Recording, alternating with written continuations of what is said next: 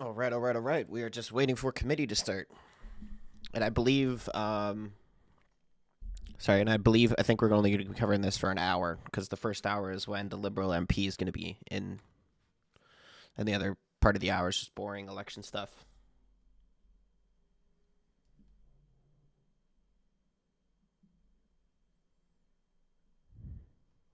All right. Typically, I remind witnesses, although I think Mr. Reid is well aware that we put our earpieces when not in use on the stickers in front of us to protect the well-being of our translators.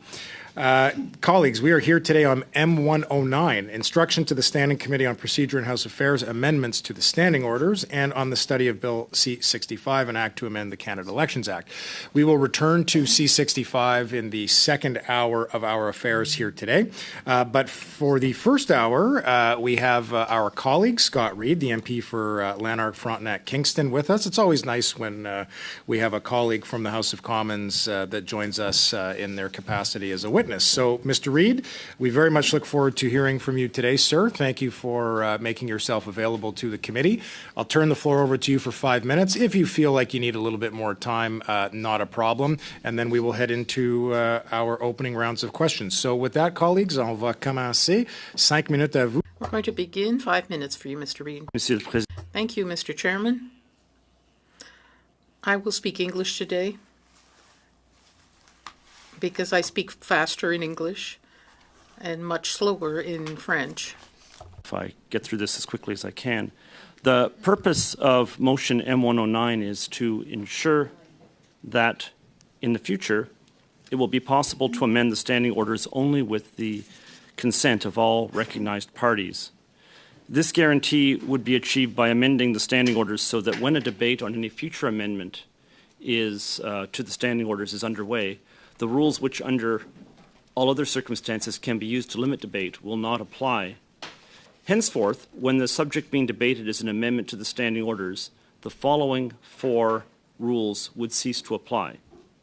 Standing Order 56.1, 1B, Standing Order 57, which is the provision we normally mean when we use the term closure, Standing Order 61, which is also known as the previous question, and Standing Order 66.2C, which is what we usually mean when we refer to time allocation. If you examine the text of motion M109, you'll see that in Article B of the motion, the 4 sub-articles designated by the lowercase Roman numerals 1, 2, 3, and 4 limit the application of the 4 debate-limiting rules that I've just enumerated. Additionally, motion M109 contains 2 additional sub-articles designated at B5 and B Roman numeral 6. These sub-articles serve the complementary purpose of ensuring that the standing orders cannot be amended via an opposition day motion or a private member's motion unless there is all-party consent. Instead, if any such motion, any private member's motion or opposition day motion amending the standing orders is approved in the House, it will be sent to the Procedure and House Affairs Committee to be studied and then referred back to the House within 75 days, which is exactly the same process being used for motion M109. If motion M109 is adopted, the practical result will be that the House, it will never be possible again, in the absence of all-party consent, for a mere majority in the House to force a vote on any proposed amendment to the standing orders. Another word for all-party consent, of course, is consensus. In the absence of consensus, debate would simply continue as long as one side is willing to continue putting up speakers. Now, importantly, all-party consensus is not the same thing as a requirement for unanimous consent. I think that a requirement for unanimous consent to change the standing orders, a sort of Canadian version of medieval Poland's liberum veto, would be unwise. And therefore, it's worth noting that, as a practical matter, the mechanism of delay by drawing out the debate is really only available to organized groups of a certain size. A group of MPs with 12 members, which under our rules is the minimum size to maintain recognized party status, is big enough, I think, to deny consent by proposing an endless series of sub-amendments and speakers.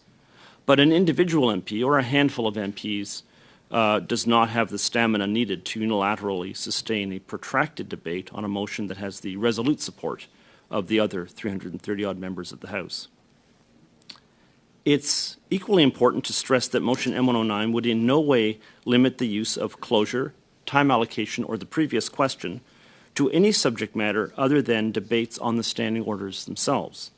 Motion M109 was unanimously approved, as we all know, on June 19th of this year, but I want to stress this did not cause any standing order changes to come into effect. Rather, the motion had two effects. First, of instructing the Procedure and House Affairs Committee to, and here I'm quoting, to undertake a study on the advisability of amending the standing orders, as outlined above. And second, of requiring that the committee report its findings to the House no later than 75 sitting days following the adoption of this motion. That means, in practical terms, that the committee has until late February to submit a report to the House. Now, if committee members wish, I can advise them as to what I'd suggest that the committee's report might say. My suggestion is based on the way in which this committee dealt 10 years ago with a similar motion that I had authored proposing to amend the standing orders to change the way in which the Speaker of the House of Commons is elected, a change that ultimately was adopted by the House. Mr. Chairman, that concludes my remarks, and I am at the disposal of the committee. Well, thanks very much, Mr. Reid. I will just take a moment to say it's a really fascinating piece of legislation and one that I'm looking forward to hearing debate on. Often at this committee we have the privilege of working with legislation that has a direct impact on the working procedures and conditions that we as parliamentarians undertake every day. So thank you for being here, and thank you for your opening remarks. Mr. Cooper, the floor will be yours for 6 minutes. Thank you, Mr. Chair. Thank you, Mr. Reid. Our standing orders descend from the House of Commons in Westminster. They are the rules of the game, as you stated in your second reading speech for this place, and over the past 150 years, a convention has developed whereby standing orders ought not to be changed absent consensus, correct? That is the convention. It hasn't gelled as firmly as some other conventions that exist regarding, for example, the confidence convention is more firmly gelled, but I would say it's an incipient convention, or a convention that is on its way to gelling. How often, when you say it hasn't gelled in the same fashion, how often has it been that the standing orders have been changed absent consensus? More times than I thought. I did ask in the course of preparing my remarks a very long time ago, I did ask the Library of Parliament to prepare a review of all the occasions on which the standing order has been changed without the consent of the House, and obviously had the consent without consensus, and they came up with a longer list than I thought. Some of them are fairly small changes, but the major ones, the ones I point to that really stand out, are. Let's see if I can get these right. And Andre is there and knows this stuff cold, so he can correct me if I miss anything. But in 1913, the previous question was used as a way of limiting debate to introduce what is the provision that we call closure. The closure provision was used in the 1960s to introduce what we call time allocation, 1968, I believe. And on that occasion, not a single opposition member from either the CCF, or NDP, I guess it was at that time, or the Progressive Conservatives supported the government on the changes. Was used again by the Mulroney government on at least one occasion, by the Chrétien government on, I believe, at least two occasions, and most recently by the current government in 2023, and that would have been with reference to changing the standing orders to allow virtual sittings of the House to be added as a permanent change to the standing orders. I know I've missed a few, but those are the big ones. Well, and as you noted, Mr. Reid, through you, Mr. Chair, that in your speech, and you just illustrated it, that closure has been consistently used when the goal is to change the standing orders in a fashion that would give new tools to the government to more effectively limit the amount of debate that takes place in the House of Commons. And is that a fair observation? Yeah, well, I mean, time allocation came into existence. It would not have come into existence, at least not in its current form, without the use of closure. Closure would not have come into existence without the use of the previous question. And as for the previous question, that's something that we inherited from the British. I'm not exactly sure when, but we did so pre-Confederation. So yes, the tendency has been that this should surprise nobody, right? A government is motivated to want to restrict the ability to protract debate when it's finding the debate is too protracted, which by definition means at a time when the opposition is attempting to draw out debate. So I've gone to some lengths, both in my remarks in the House and today, to avoid commenting in some sort of general way on the merits of time allocation or closure. I was a deputy government House leader for 10 years, and so I was part of a government that used closure and time allocation on occasion. Some would say on more than one occasion. So I'm not trying to do that. But when it comes to placing further restrictions on the House's ability to debate, conduct business, to slow things down for the purpose of giving proper examination, I think that is, regardless of the partisan stripe of who's in office at that time, that is, I think, not the direction we want to head in. Everything about our system is designed to allow more debate to occur. That's why we have 3 readings on legislation. That's why we have committee hearings at which amendments can be suggested. The House essentially divides itself up into smaller bodies so that it can do multiple pieces of business at the same time. That's why we have 2 houses of Parliament instead of just one. We could be unicameral. All the provinces are. But I think it's actually wiser to be in the direction that has been employed by at our federal level or in all state legislatures in the U.S., all state legislatures in Australia, with one exception, of being bicameral. I think, in general, being slow and deliberate in your actions is reasonable. There are times when it's okay to move more quickly and to suspend the rules. That happened during COVID. For example, when the House was recalled, there were lengthy hearings. All-day hearings on, I think it was March the 20th, 2020, on suspending the standing orders. I remember I came to the House intending to deny unanimous consent when I thought that was what was going to happen. But once it became clear that there had to be discussions, the government and the opposition parties were able to cobble together something that ultimately was, I think, an improvement over what might initially have gone through. So you can, when there's need, find a way of getting to these things quickly, maybe somewhat messily, but quickly. Thanks very much, Mr. Cooper. Ms. Romanato, the floor is yours for 6 minutes. Thank you very much, Mr. Chair, and through you, I'd like to thank Mr. Reid for being here with us today. And I want to start by saying that I, of course, support this motion and what Mr. Reid is trying to get to. One area that I wanted to check with Mr. Reid, and who has much more experience than I do in this, there is no reference to Standing Order 51.1 and 51.2 and 51.3, which is the requirement that between the 60th and 90th sitting days of Parliament on a day designated by the Minister of the Crown, that the House take note of the standing orders and procedures of the House and the committees. And basically, this is when we have the opportunity once every Parliament to have a wholesome discussion about the standing orders and make recommendations. And in Standing Order 51.2, we reference the expiration of proceedings deemed referred to committee. So I wanted to just get your opinion on would M109 need to encompass this part of, or could this stay as a standalone in your opinion?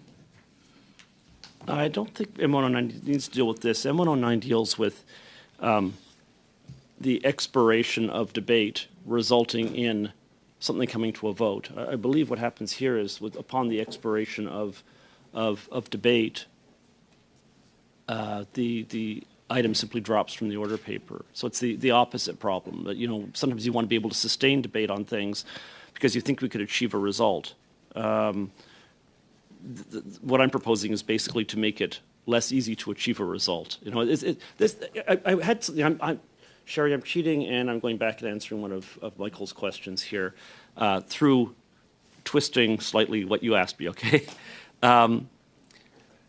the whole idea of delay versus getting on with business quickly, and the balancing act that's involved. You do have to be able to get on with business, obviously.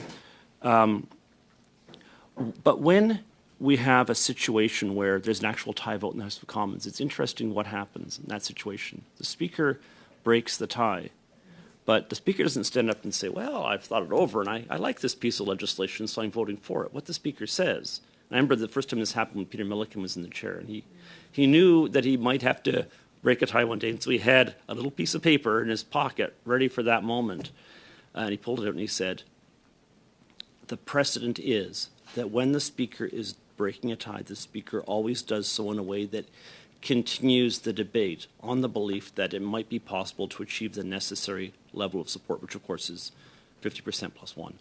And therefore, if it's an item at second reading, the Speaker votes in favor so that it can go forward. And if it's an item at third reading, this is obviously reference to bills, if it's at third reading, the Speaker votes against rather than causing it to leave the House and move on.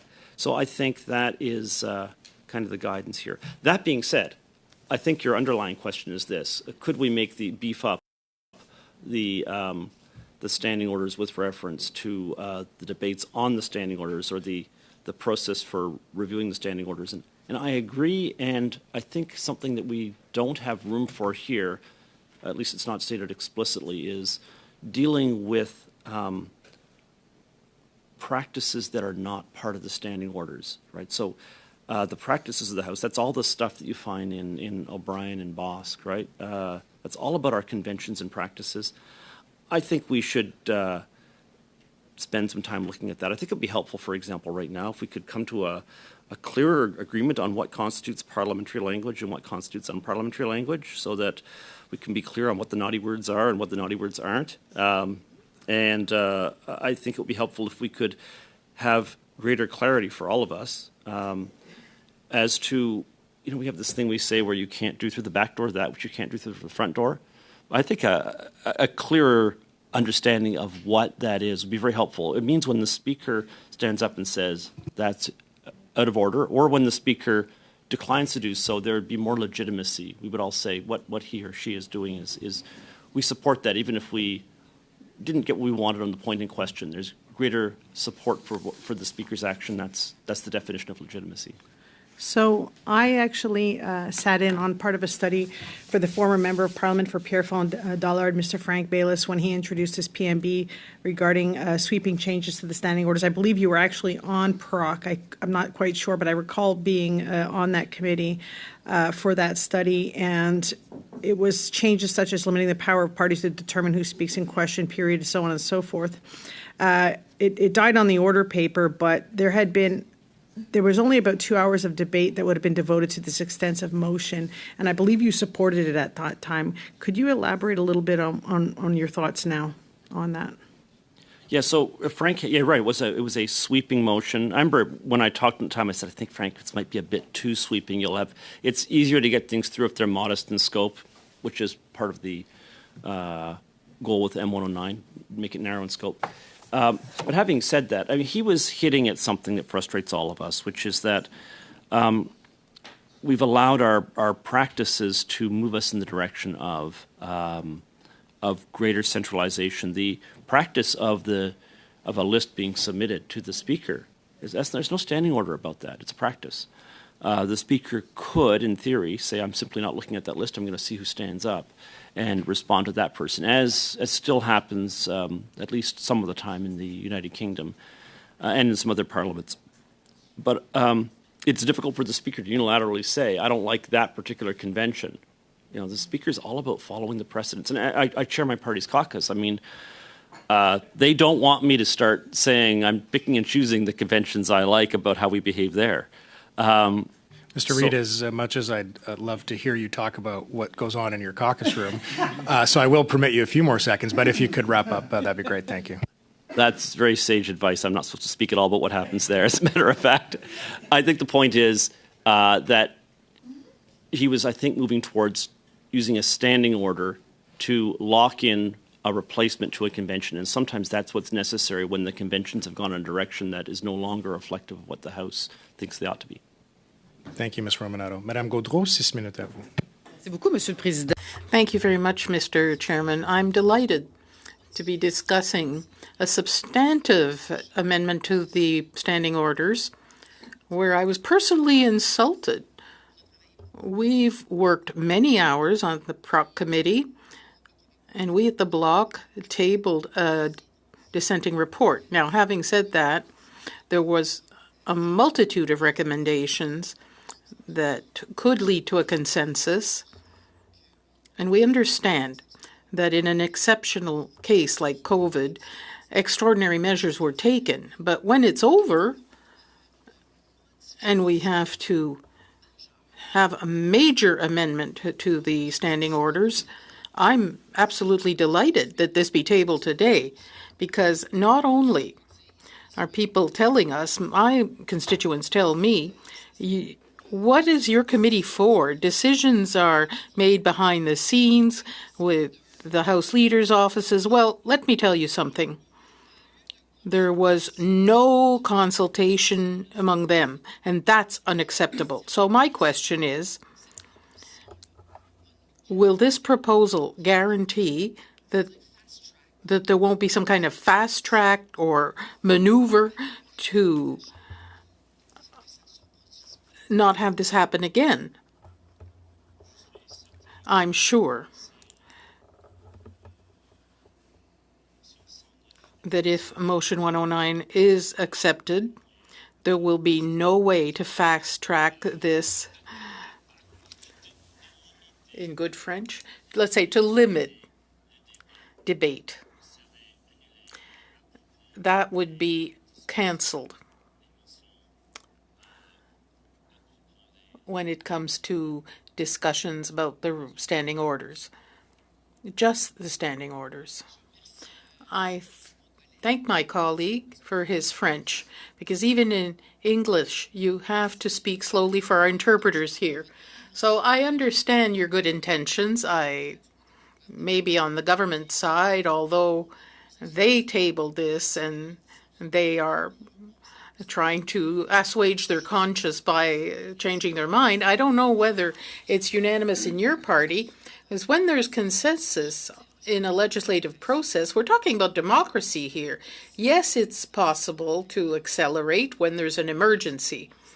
Do you think your motion is likely to succeed?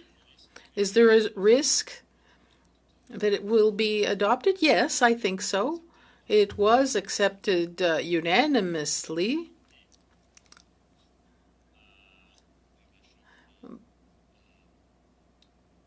By the House. I think the idea of consensus, the level of consensus, is stronger than a majority, the 100% or 50% plus one. It's a very important idea in our federation. It's the reason why you have a few formulae to amend the Canadian Constitution. And the level of consensus necessary is higher for the parts of the Constitution that are most important.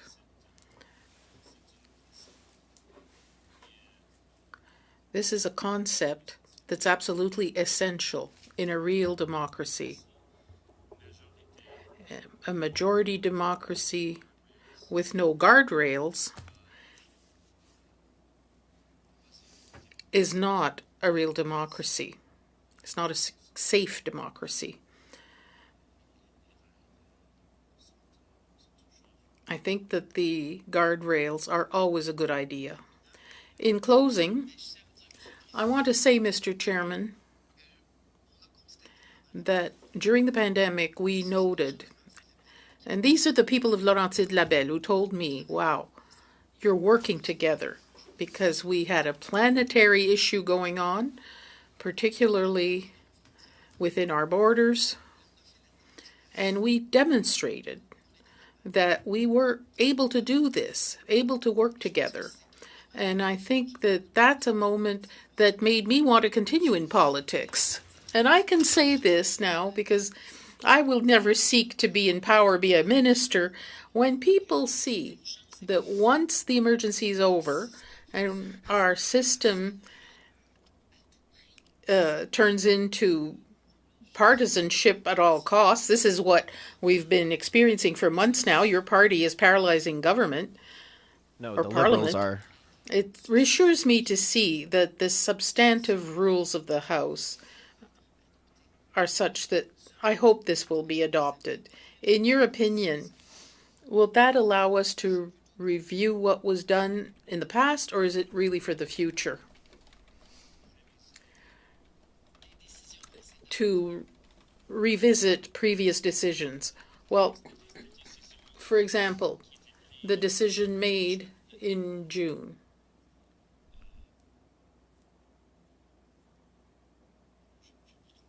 I'm sorry, I don't understand. I will ask you again in my 2.5 minute turn. It's no problem. It's the precedent, what came before and in the future. Can we go back to make changes, or do we start on day one? But we'll discuss it. It starts in the future. Okay, excellent. We're just going to swap over to OGGO. And identifying some of the key legislation Where they're talking federally about that has Indigenous an procurement. impact on their business and their capacity to create bigger wealth. What I've heard again and again from Indigenous leadership is that they're frustrated with incremental change. It's just a little bit, a little bit, a little bit. And I've also heard for bigger projects, because they can't have the bonded portion for their business, they may have the capacity to do bigger projects, but they can't access those bigger projects. And so I guess what I'm really curious about is if this commitment is something that's serious of all departments, what is the dialogue and discussion happening to sort of address these issues that are really implemented from a different federal department through the Indian Act, but having huge economic impacts on Indigenous communities? I would say that there's a number of channels that we have direct conversation with Indigenous businesses. We have Procurement Assistance Canada, which does a lot of outreach to small businesses and is trying to understand what their challenges are within the procurement processes, what kind of supports and aids they can. On the bonding piece, very well aware of the challenges with bonding, Section 89. In fact, we are about to launch some new measures on bonding to actually look at raising the size of projects that would require bonding so that we can create more space for unbonded transactions, which will open up space for Indigenous businesses. And then we're also looking at kind of more, I would say, targeted projects that would have an opportunity for Indigenous participation and looking at whether or not we need to have bonding on an optionality basis. Another channel I would say is that we have quite a long-standing relationship with NACA, the National Association of Corporations, and they often will bring to us kind of what they're hearing in the marketplace and what kind of challenges they're seeing in the procurement space. And as well as working with Indigenous Services and the National Indigenous Economic Development Board, that's another venue for us to understand kind of what are some of the Indigenous business and economic development challenges and how they may interface with procurement and figure out how we might be able to improve it. The other last thing I would say is that we are working constantly on things such as Indigenous participation plans. And in the live procurement processes, we will have discussions with Indigenous communities to see if the way we're approaching Indigenous participation plans actually works and is effective and is driving those benefits. So thank you for that. That was a helpful response. I guess the next component of the question that I have around that is, if I understood correctly, it sounds like you're exploring areas like, for example, if an Indigenous community has a business that's relevant for that local area, and if there's opportunities that come up through the different federal departments, is there any discussion about how to make that work more effectively so that there can be that better turnaround time, and again, less focus on those small contracts, but expanding to some of those big contracts? We know, like I said earlier, that some Indigenous businesses have talked about watching other businesses come into their own community sometimes or their own region. And they could have done that work, but because of the Section 89, they are not eligible to do that work. So I'm just wondering, is there actual discussions at that process level about looking at regions and identifying where Indigenous businesses have capacity and making that work more flexibly? Absolutely. We look at it from, let's say, three lenses. The first one is we do have a lot of information on the Indigenous business community generally from Statistics Canada and others. So we're all looking at where the business capacity is from a sectoral perspective and try to say, like, how can we target procurement strategies in certain sectors where we know there's Indigenous capacity. We definitely look at it from a geographical, looking at particularly, I'll give the example of the North, Nunavut. We have very specific targets for how do we get Inuit businesses into procurement in Nunavut. And then third is for all of our large projects, we always start from the place when I said we have kind of Indigenous by default. The start is what is the Indigenous aspect for this procurement? Can it be a prime? If not a prime, how do we maximize opportunity for Indigenous businesses? And so we absolutely on the big procurements look at it from a lens of how do we have some Indigenous element. Well, thank you for that. And I guess my last question, I know that identity has come up quite a lot in the last while. And we know that when people claim false identity, who it really punishes is Indigenous people trying to get into the field. I'm just wondering, you were very clear that ISK is the one that helps guide you in that. I'm wondering what that discussion looks like in terms of figuring out how to do that better, especially now that there's such a public pressure on it. I would imagine that those discussions are more fluid right now. So if you could share what that process looks like. I'll be quite quickly. The conversation is very focused on what could be the role of Indigenous communities in terms of identification. I think we've heard loud and clear from Indigenous leaders that they want to be able to validate that people that are claiming membership in their communities are valid members of their communities and that those businesses are indeed Indigenous businesses according to their principles. Thank you very much. Back to you, Mr. Genuis. Thank you, Chair. Just a comment off the top. It's pretty incredible to me that Liberals are still trying to defend Randy Boissonneau, and we saw that with Mr. Sousa's comments.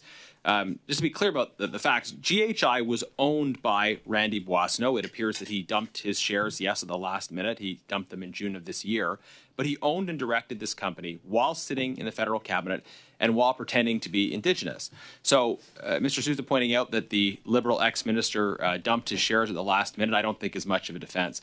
This company was owned by the ex-minister who falsely claimed to be Indigenous-owned, and false claims about his Indigenous identity were made by the Liberal Party itself. This is why it's an important issue, and all of the events around the bids on these contracts happened while he owned the company and while he was still sitting around the federal cabinet table. Follow-up question to the officials on the issue of Indigenous identity fraud. So AFN has said that a majority of the beneficiary of these programs are shell companies. This is testimony that's been backed up by others. Many concerns, as you've heard, raised by Indigenous leaders about rampant abuse, in particular Indigenous identity fraud and various structures that seek to present non-Indigenous companies as Indigenous through abusive joint ventures and other things. Meanwhile, you're telling us that the government department, Indigenous Services, that's responsible for overseeing this framework has failed to refer even one single case of Indigenous identity fraud to you. There seems to be a massive disconnect then between what Indigenous leaders are saying on the one hand about rampant abuse and the failure of the government department responsible for this to refer a single case of Indigenous identity fraud. How do you explain this discrepancy? I've been in contact with my colleagues and counterparts at Indigenous Service Canada. They have followed up with the AFN. They've invited the AFN to provide specific names. We have not, to my knowledge, received the specific names, but if the AFN were to furnish the names of the companies that they're concerned with, we will absolutely look at them and do an assessment.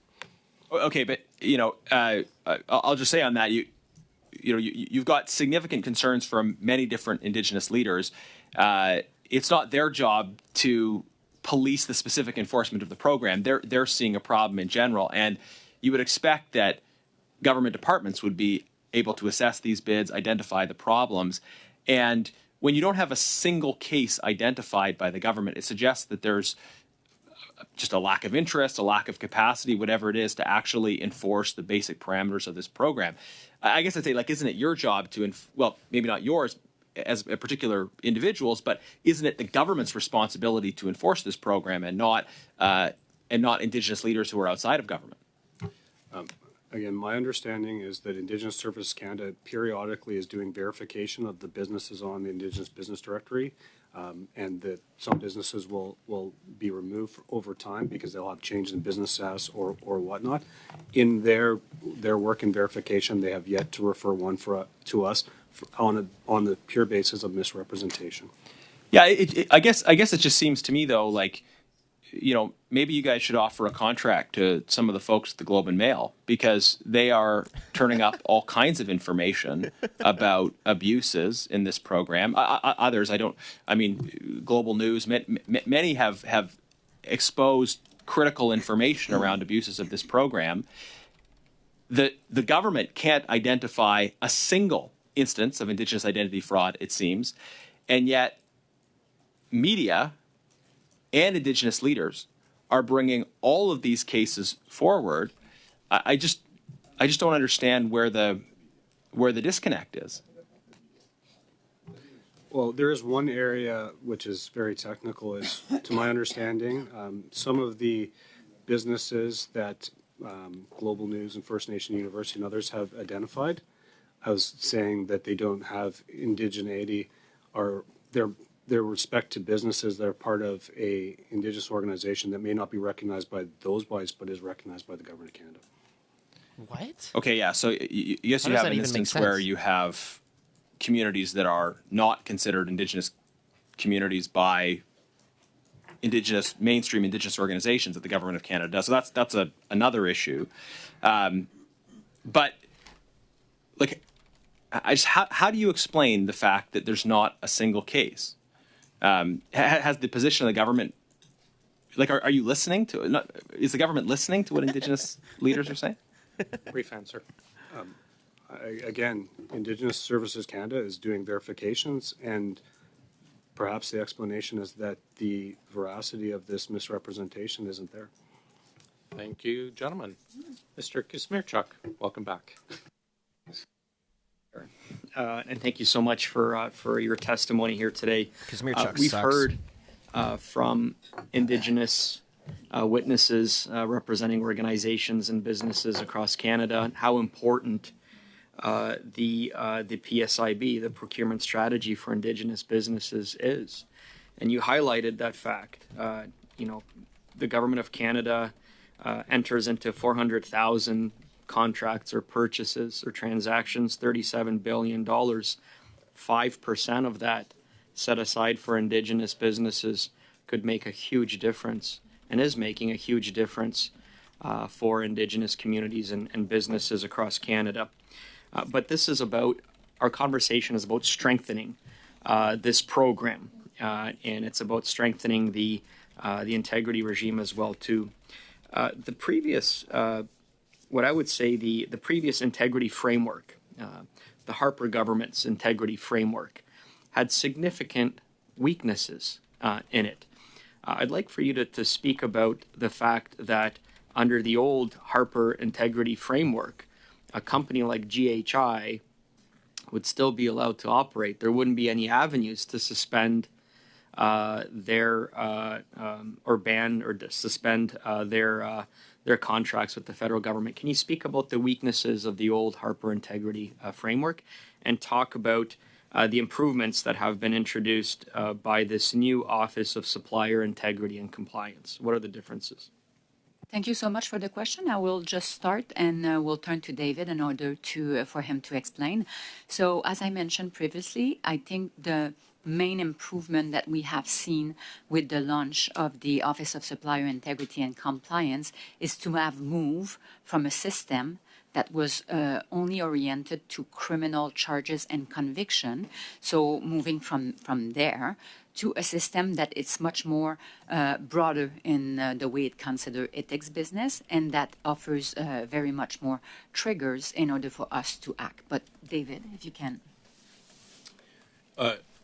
Building on Catherine's initial response there, we have built on the initial regime based upon our departmental experience to date. Some of it has been adding additional triggers, so adding new offenses. Previously, it was largely based on economic offenses or anti-competitive behavior. We've expanded that scope to include some other criminal code offenses to work that aspect into it to broaden sort of the net that's being cast with regards to suppliers. We also are looking at further flexibility with regards to those suppliers that raise our attention. So if you are debarred by another jurisdiction, we would like to have a conversation with that supplier with regards to that misconduct which triggered that debarment and elsewhere. If you have a civil judgment against you with regards to an offense that would be similar to one of our listed offenses in Canada, that is also a triggering event. In addition, we've also expanded the scope of what we classify as business ethics. We're including consideration of offenses tied to human trafficking or forced labor, environmental violations, the labor code, things of that nature, just to become a little bit more of that corporate social responsibility aspect behind the government's approach to debarment and suspension. In addition, we're also looking at integrating greater flexibility with regards to how we respond to misconduct. So we have this flexibility to cast a broader net, but we also have additional flexibility on how best to respond in a manner which is more commensurate with the risk that the supplier poses to the procurement system. Previously, it was a 10-year debarment. That was it as a reaction. This now, it's a little bit more. We can get up to 10 years, but it's much more of a consideration of the criteria and factors associated with the specific circumstances of that supplier. Are there any incidences that you can point to that led you to make the conclusion that we need to change the integrity regime, the framework, and we need to augment it with these new set of rules, these new set of triggers? Are there incidences that you can point to? There are a number of instances, particularly that jump to mind with regards to one aspect of it is provincial equivalence. Under the previous regime, we did not look at provincial equivalence to one of our listed offenses. So there are tax offenses at the federal level as well as the provincial level. So if someone ran afoul of a provincial tax authority and received a conviction, that wasn't recognized under the previous integrity regime. It is now under the changes that we've just adopted. That's great. How much time? That's great. Mrs. Vignola, please. Merci beaucoup, Monsieur le Président. Thank you very much, Mr. Chair. I'm going to come back a bit to what we were saying earlier.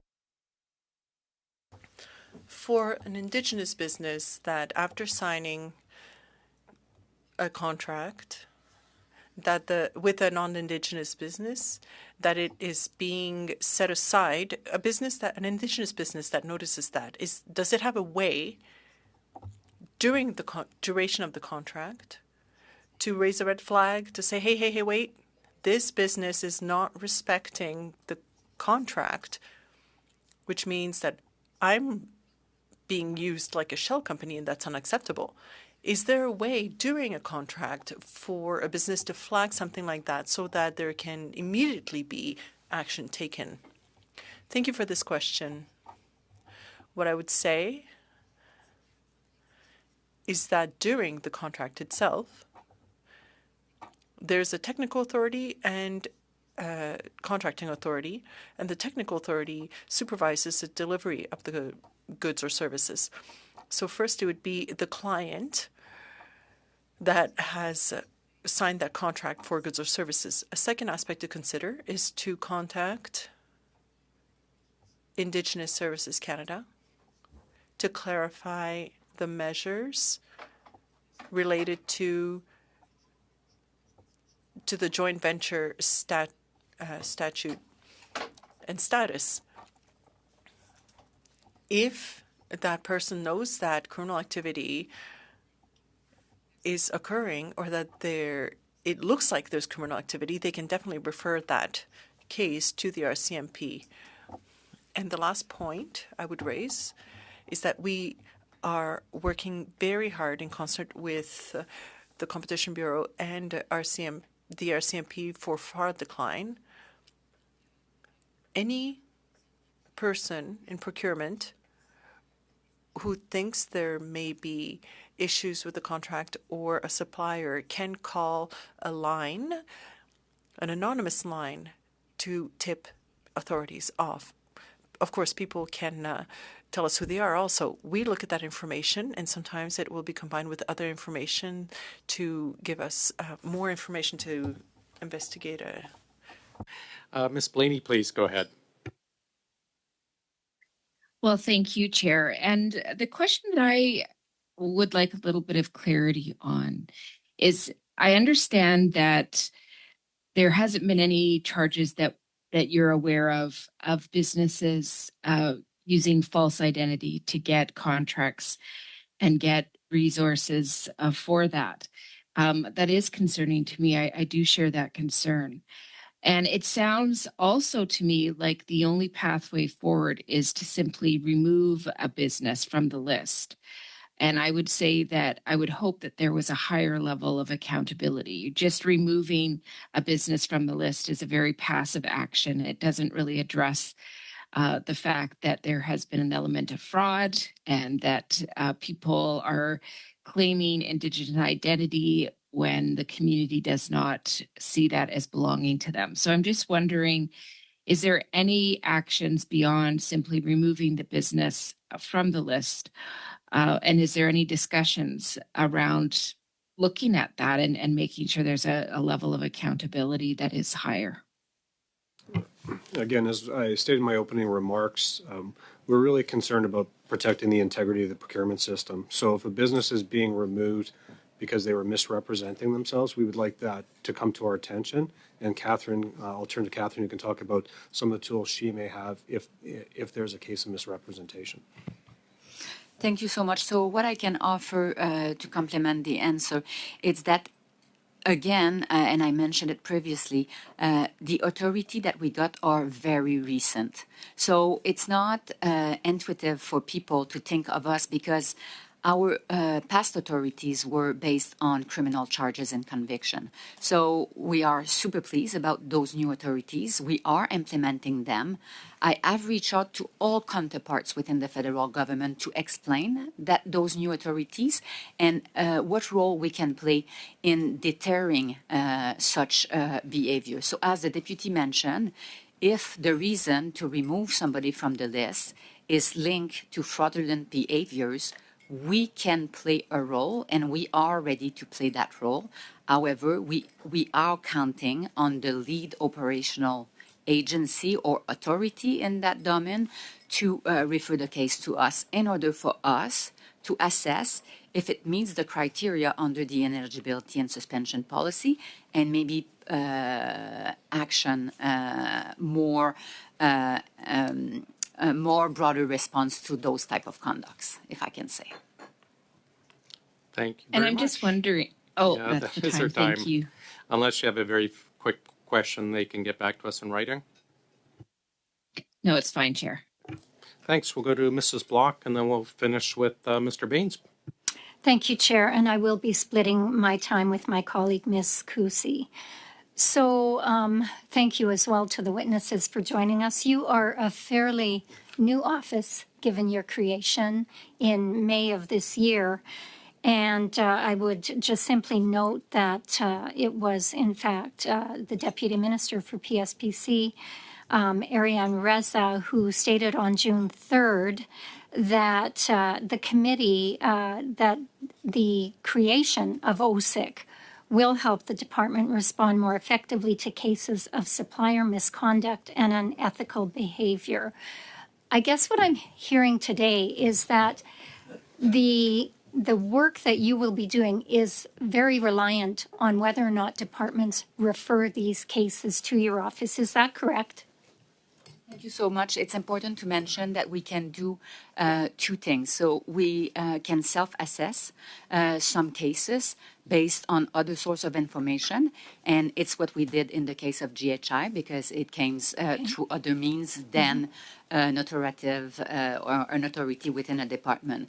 And for internal misconduct, within the government or within the operation of the Right. department, of course, we will rely on their knowledge Sure. of their program to refer the case. But this doesn't preclude us from Right. self-assessing based on other source of information. Okay, thank you for that.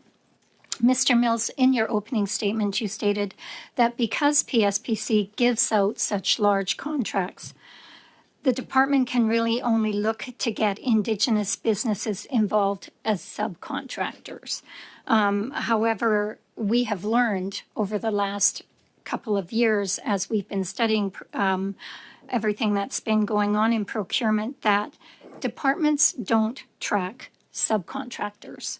How is it that how is it that you can say that PSPC is focused on getting Indigenous businesses involved as subcontractors when you aren't even tracking subcontractors?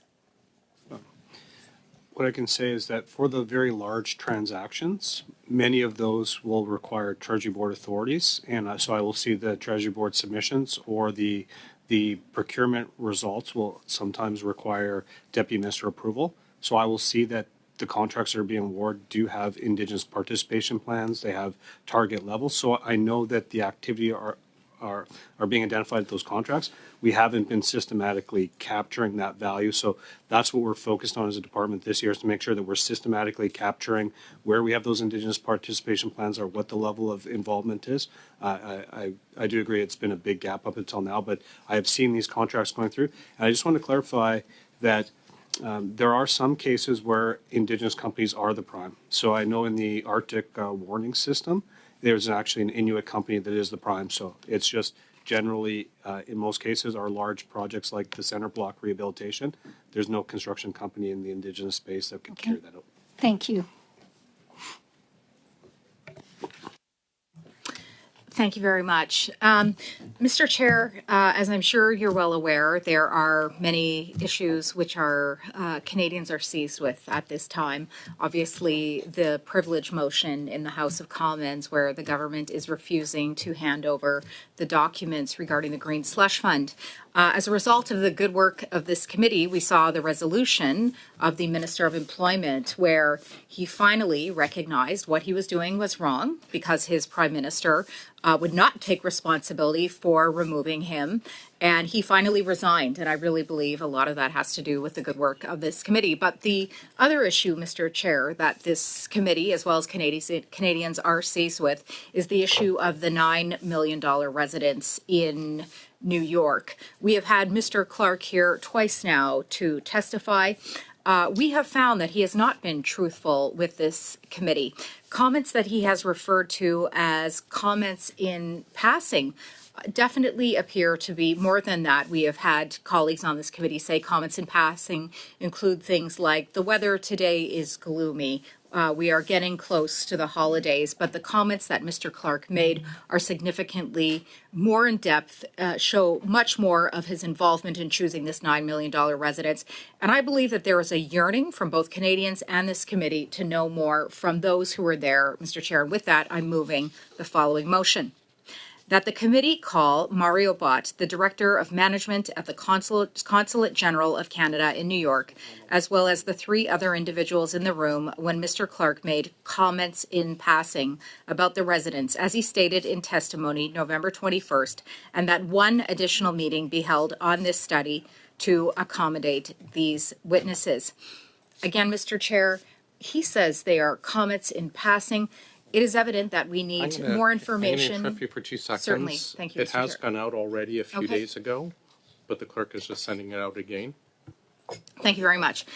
It's evident that we need to get to the bottom of these comments in passing. Were they comments in passing, such as, once again, we will soon be in the month of December. Very simple comments in passing, or is there something more significant which indicates, as we have suspected, as we have determined, that Mr. Clark had a more significant role in convincing his good friend, the Prime Minister, to purchase him this $9 million residence? Thank you very much, Mr. Chair.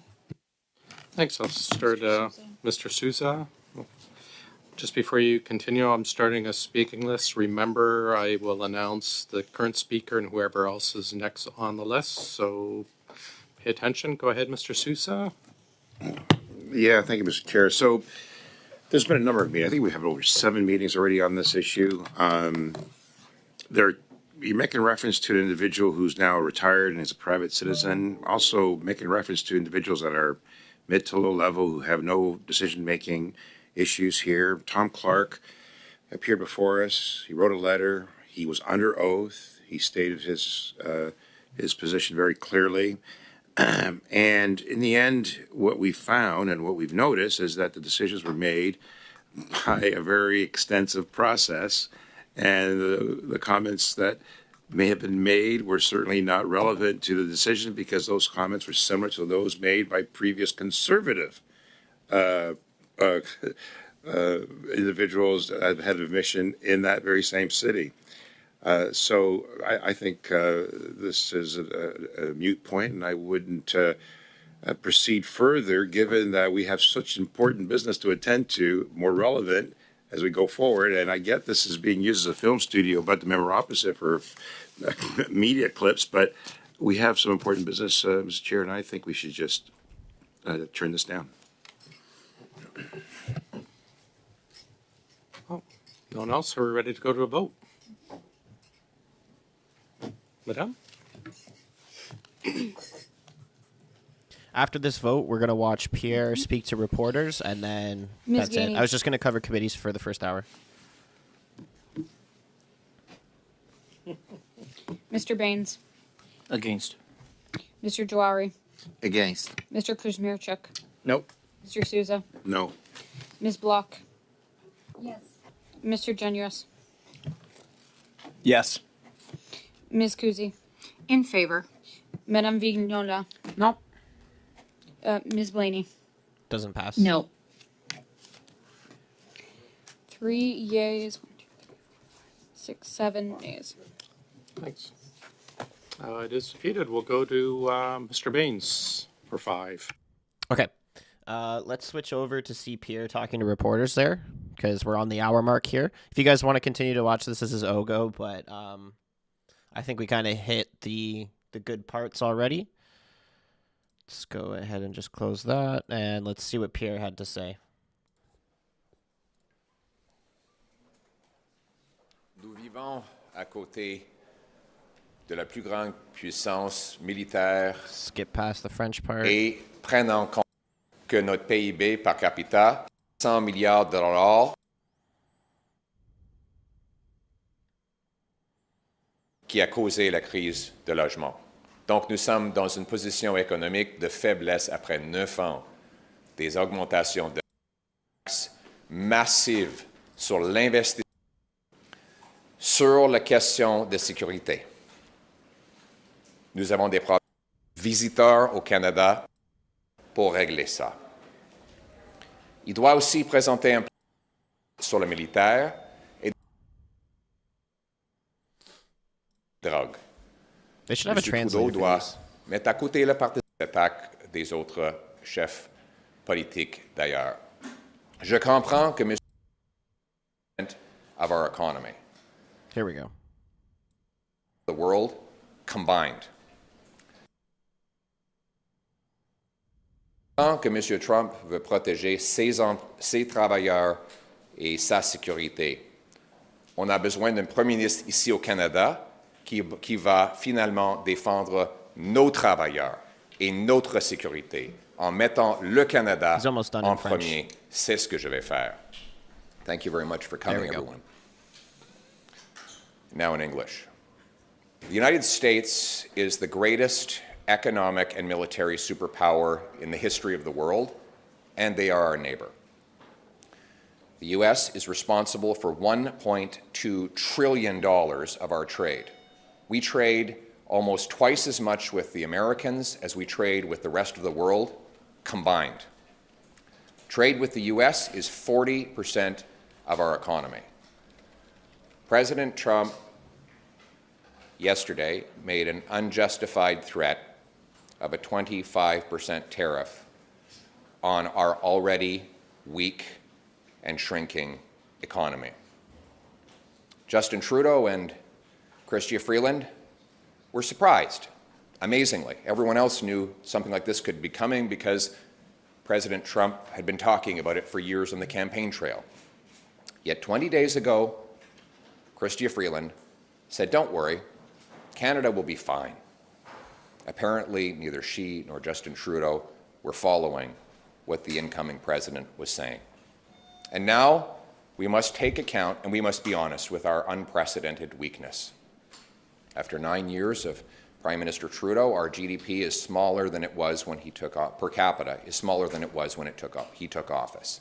In fact, our per capita GDP has dropped more than any other G7 country since the year before COVID. We have the most indebted households. We've had the worst housing inflation. A quarter of our people are in poverty. 2 million people line up in food banks. Food prices have risen 37% faster in Canada than in the United States of America.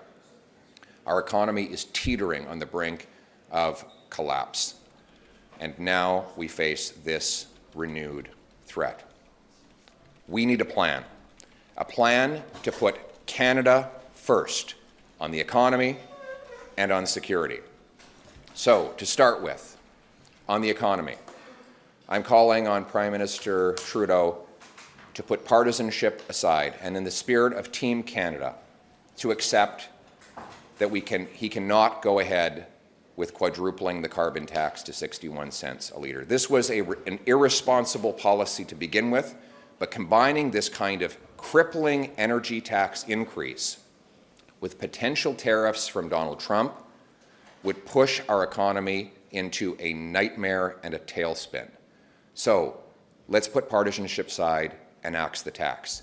Second, the Prime Minister has to put aside partisanship and, in the spirit of Team Canada, cancel his energy cap, which would see Alberta and Saskatchewan produce 35% less energy at a time when we need those jobs. It is our biggest industry and our biggest export. The incoming American president says he wants to cut gas prices in half. Well, the only way to do it will be to import more clean Canadian energy, so the Prime Minister has to stop this assault on our biggest industry. Next, he has to cancel all tax increases on work, investment, and making stuff in Canada. Finally, he needs to renew and restart the commitment to end the softwood lumber tariffs and the Buy America policies, just like Stephen Harper was successful in doing, even though Justin Trudeau has not been able to do that under 3 presidents and 9 years. On security, about a week ago, Justin Trudeau admitted that he broke our immigration system, and that brings new challenges. His own published documents show there are 4.9 million people here temporarily that are supposed to leave by December 31st of next year, 13 months from now. 4.9 million people. We asked what the plan was to track their departures, and yesterday his immigration minister said, "We're just going to take people at their word." Yep, we watched He that admits live. that there have been 2 ISIS terrorists allowed into our country. What is the plan to protect our security and reinstate sovereignty over who is in our country? Military. Justin Trudeau has demolished our military with poor decisions, botched procurements, and wasted money. One thing he could do today is announce that his planned billion-dollar cut to the military is cancelled, and then present a real plan to reallocate money away from lower priorities towards rebuilding our military and reinforcing our military security over North America. And finally, on drugs. I don't want to stop drug overdoses to please Donald Trump. I want to stop drug overdoses so that there's not one more mother with her face buried in a pillow sobbing that she just lost her kid after 47,000 other Canadians have died. That's more than we lost in the Second World War. A 200% annual increase in drug overdose deaths have resulted from Justin Trudeau's radical liberalization of drugs. Justin Trudeau must put partisanship aside, not just for the sake of Team Canada, but for the sake of our people, and fully reverse his liberalization of drugs. Ban them, prosecute those who traffic in them, secure our borders against the illegal importation of fentanyl ingredients, put people in treatment and recovery to bring our loved ones home drug-free. That is necessary now more than ever. Look, President Trump has the right to put his workers and his nation's security first. I will put Canada's workers and Canada's security first. We need a Prime Minister with the strength and the smarts, the brains and the backbone to stand up for this country, to rebuild our security, our military, and our economy. That is what I will do. Let's bring it home. Should Canada have less reliance on American trade, in your view? That's a nice idea. It's a very nice idea. We live next door to the biggest economic and military superpower in the history of the world. We can fantasize about other trade partners, but I'm interested in reality. We've been fantasizing for the last 9 years, and look where it has got us. What we actually need to do is stand up for our economy by axing taxes, unleashing free enterprise, having a massive boom in our energy and resource production, and standing up for our country against unfair tariffs abroad. Aside from all the measures that you laid out, would you be willing to retaliate? If necessary. Si nécessaire. You're asking the Prime Minister to put aside his partisanship. Will you put aside yours and join the government in a Team Canada approach? I'm making nonpartisan suggestions today. But let me be clear. We don't need is a spectacle of a bunch of politicians sitting around tables, meeting, and holding photo ops. I know that would be a wonderful spectacle for all of you. You would all enjoy that kind of interpersonal theatrics. But what we really need is an action plan with tangibles. So bottom line, Trudeau's got to axe the carbon tax. He's got to lift the production cap on Canadian energy. He's got to rebuild our military and secure our borders. That is a real plan to protect our economy and our security and put Canada first, and that's more important than photo ops and meetings between politicians. What do you think about the idea of Canada striking a separate bilateral agreement with the U.S., separate from Mexico? Do you endorse that idea? Canada first. Let's put it this way. One, I only care about Canada. I want to put our country first. Two, America is responsible for over 60% of our trade. We trade more with the U.S. than we do with the rest of the world combined. I will do what is necessary to preserve and protect that relationship above all others. $250 checks. Has your party decided if you support them? And can you also respond to the demands from the Bloc and NDP to expand it even further? So, first of all, we will make our final decision and formalize it tomorrow at our caucus meeting, as always. But with our GDP collapsing, with $500 billion pouring out of our country, and with Canadians lined up at food banks, our priority is not to save you 10 cents on a bag of potato chips right before quadrupling the carbon tax on your heat, housing, gas, and groceries. What we need is a real common sense plan to slash bureaucracy and waste in order to bring down taxes, inflation, and interest rates.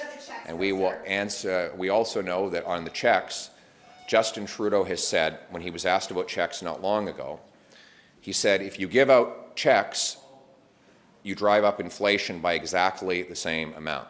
If you have an economy with 10 apples and $10, it's $1 an apple. If you double the number of dollars in the economy to 20 and you still only have 10 apples, well, now it's $2 an apple. You're not actually increasing purchasing power by printing money, borrowing cash, and sending out checks. What that has done after 9 years of Trudeau has given us the worst inflation in 40 years, the worst housing price inflation in the G7.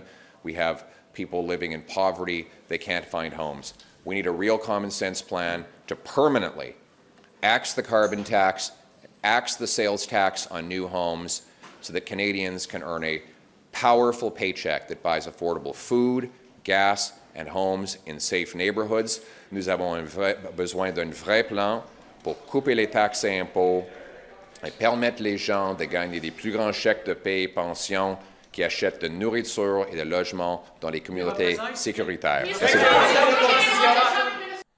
Well, okay. I pretty much don't disagree with anything he said there. That was all perfect. All right, so that was it for this one.